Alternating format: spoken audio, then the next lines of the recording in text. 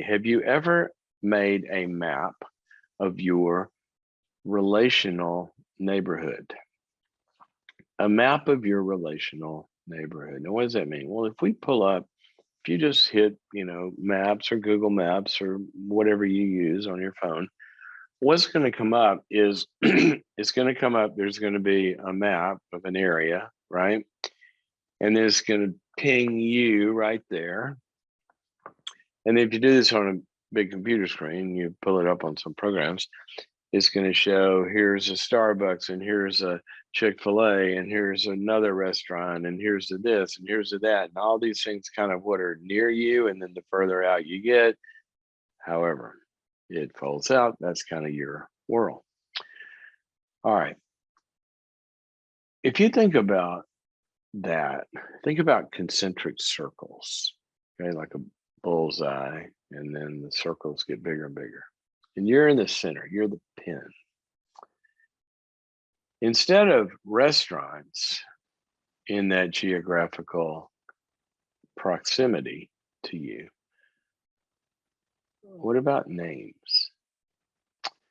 Here's what we know about every area of life: health, finance, spiritual development, self-control, your immune system, how sick you get, how long you live, satisfaction in life, ability to overcome bad habits, addictions, behavior patterns, healing from woundedness, healing from trauma, healing, pretty much everything in life that we've ever measured that has to do with either getting better from pain or getting better from goodness, right? From good to great, or from surviving to thriving, either end of the spectrum. Everything comes down to that map. Okay, the number one factor: who and how closely are you connected? Whom to whom are you connected, and how closely, and what kind of people are in those circles? Now, here's what I want you to look at. I'm going to give you, this is not concretely the right way to do this, what I'm about to lay out for you, but the general spirit of what I'm about to lay out for you is the right way to do it. And what I mean by that is, I'm going to give you some numbers, but that doesn't mean those numbers have to be yours, but the general formula should be pretty close to this.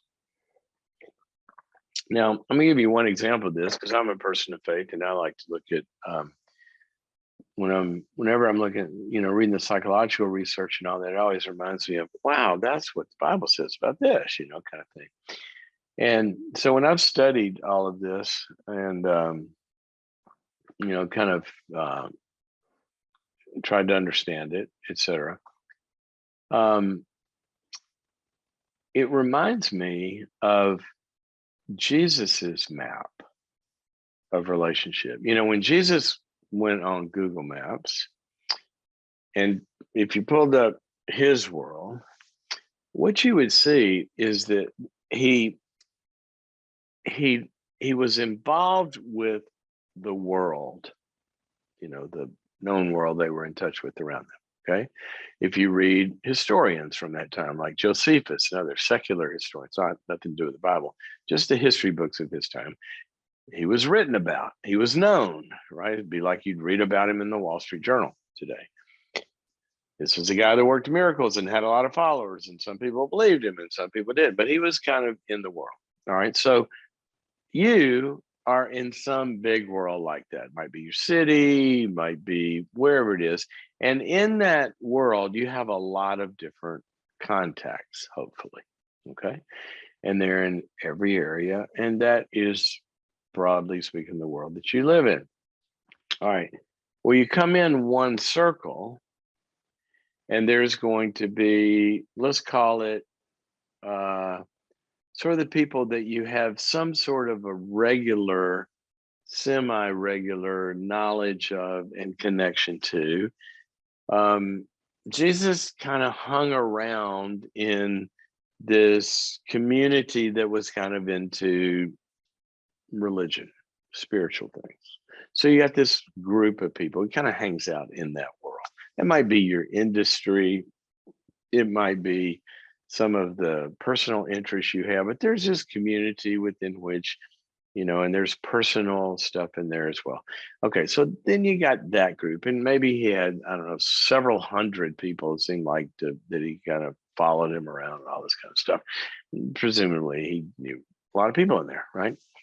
Well, then you get in there and you go into a closer circle. Like if I look at my life, there's this big spiritual community, and there's the psychological community and the business community, and kind of like all of that. Well, you get a little closer, and that next one is, these are the people that that you have some sort of like a real personal connection with.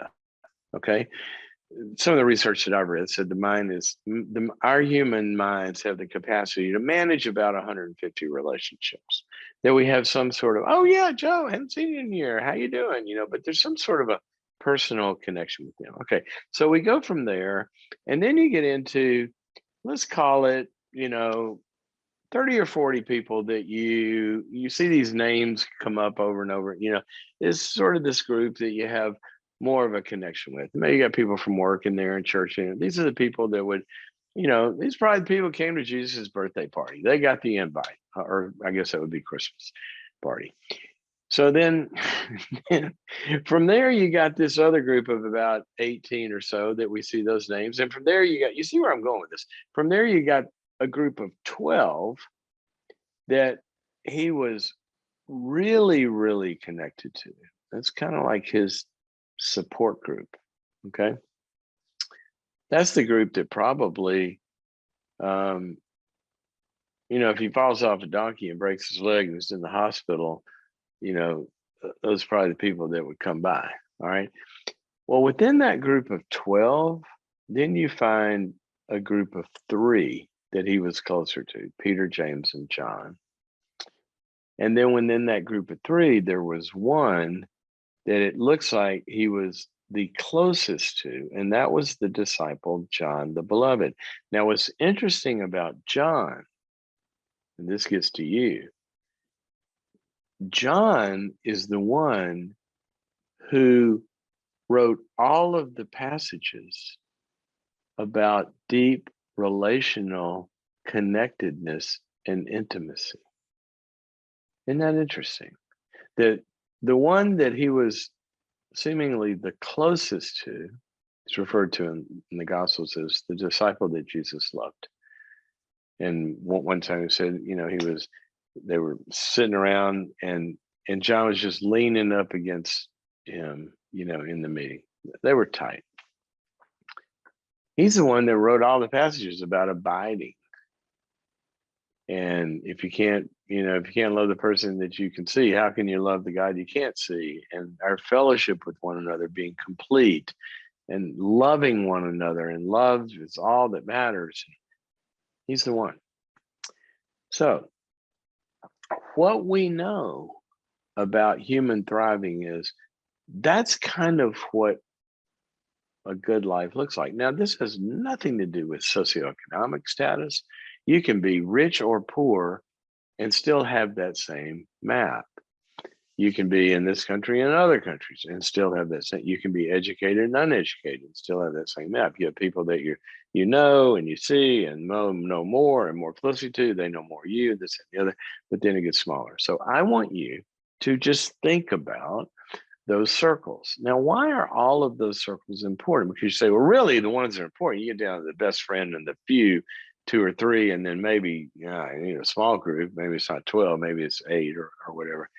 Well, but if that's what you've got and you're not part of a larger world, then you're also cut off from a lot of the resources of the world, a lot of the networks that you need, a lot of relationships that would put you one phone call away from whatever. I'll give an example of this. I'm part of a part of a community that does a lot of giving to charities and ministries, and I work in that community a lot with people, and I do a lot of events with them, and then then Tori and I give to different things, and there's this kind of world that we know about, and good people that are doing good things, and we have a lot of good relationships there. Well, I was at an event and I met this guy, and he just we got to talking and found out he's from or has a house in Clemson, and we got to talking. My daughter's at Clemson, okay, and we got to talking. He said, "Oh, if you ever need anything, give me a call." Just a guy I met in one of these larger networks. Okay, well, 6 months later, Olivia's really, really sick, and the health center is not helping her. And they're sending her back. And I'm listening to her and her symptoms. I go, Olivia, this is not a cold. You have got to get to a real doctor. And there are some difficulties in the school system and all that, and trying to find. So I go, I know a guy in town. I'm going to call him. And so I called him. He hooked her up with the doctor, and she had severe pneumonia. And it could have gotten really, really bad. Now, why do I mention that? Because a lot of times you may be looking for a job, you may be looking for a doctor, you may be looking for. I just had a friend that